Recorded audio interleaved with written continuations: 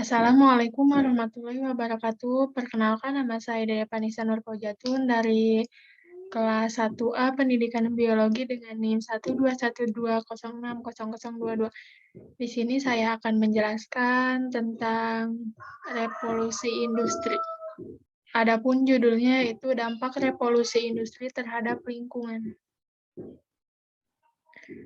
Tahapan revolusi industri. Yang pertama industri 1.0, yang kedua industri 2.0, yang ketiga industri 3.0, yang keempat industri 4.0.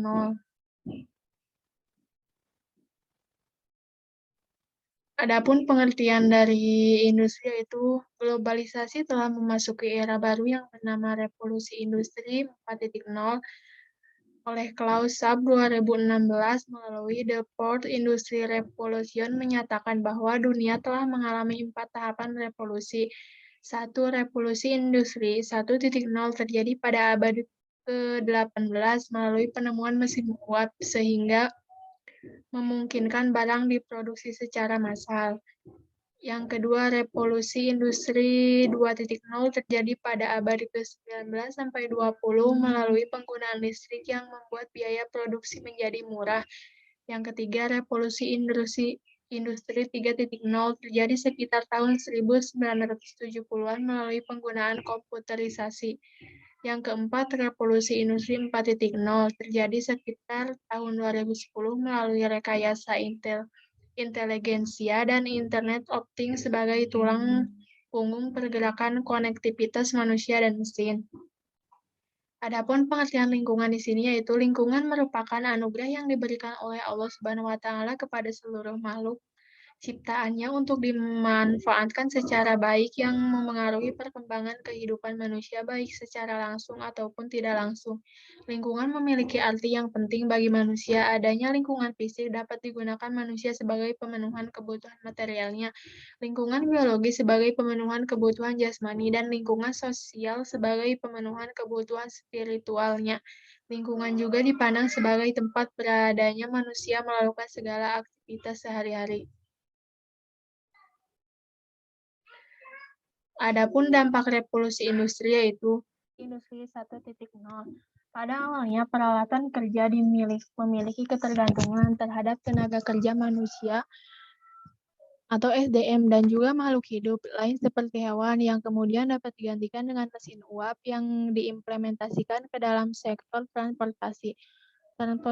Transportasi internasional yang digunakan adalah transportasi laut yang masih menggunakan serta mengandalkan tenaga angin yang selalu tidak bisa diandalkan karena dapat bertiup dari arah yang berlawanan atau bahkan tidak ada angin sama sekali. Dengan adanya penemuan James Watt, penggunaan tenaga angin pada alat transportasi pun semakin berkurang dikarenakan penggunaan mesin uap yang diperkirakan lebih murah dan efisien. Dengan adanya mesin uap tersebut, sebuah kapal dapat berlayar 24 jam penuh dengan adanya kayu serta batu bara yang cukup. Namun revolusi ini memiliki dampak lain terhadap lingkungan, yaitu pencemaran lingkungan akibat asap yang dikeluarkan mesin uap dikarenakan melakukan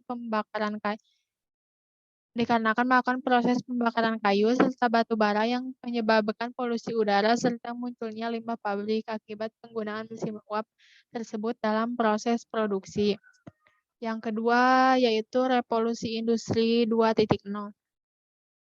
Proses produksi barang semakin mudah, cepat, dan efisien ditemukannya conveyor belt dan listrik sehingga satu buah barang akan dikerjakan oleh beberapa tenaga kerja secara bergantian dengan spesialisasi yang berbeda-beda.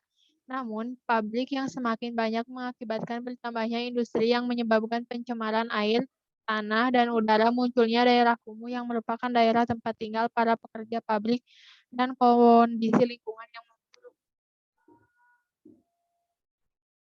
Revolusi Industri 3.0.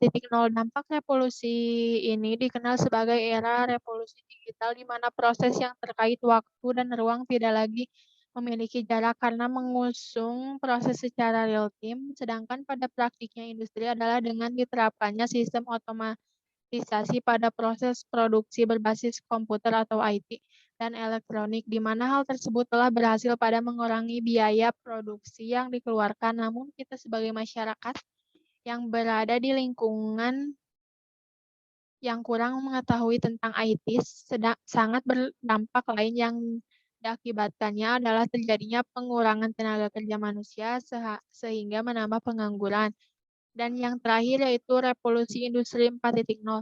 Perkembangan industri yang semakin pesat selalu diiringi dengan pembangunan yang semakin meningkat. Salah satu teori pembangunan atau modernisasi mengatakan pembangunan akan banyak mengorbankan lingkungan, tuntutan industri yang semakin meningkat, serta teknologi yang semakin maju.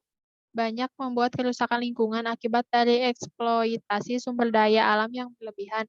Banyak teori yang mengatakan bahwa pembangunan adalah upaya meningkatkan kesejahteraan masyarakat, padahal faktanya kesejahteraan itu hanya dinikmati untuk sebagian orang saja. Akibat lainnya adalah marginalisasi penduduk setempat.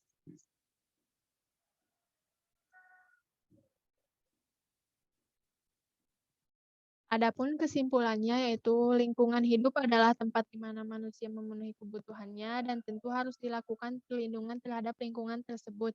Karena di era revolusi industri ini pastinya memiliki dampak baik dan buruk terhadap lingkungan. Kita sebagai manusia di bumi seharusnya memiliki tanggung jawab bersama, terlebih pemerintah sebagai pemegang regulasi dalam rangka menjaga dan melestarikan lingkungan hidup dan mengantisipasi dampak kerusakan lingkungan. Di sisi lain, peran manusia yang diganti oleh mesin atau robot membuat para pemodal dan pemilik industri merasa diuntungkan sebab pengeluaran proses produksi bisa semakin kecil. Biaya yang tadinya dipakai untuk menggaji banyak karyawan diganti dengan banyak mesin atau komputer yang bisa dipakai bertahun-tahun. Mungkin cukup sekian penjelasan esai dari saya. Kurang lebihnya mohon dimaafkan. Wabillahi taufiq wal hidayah. Wassalamualaikum warahmatullahi wabarakatuh.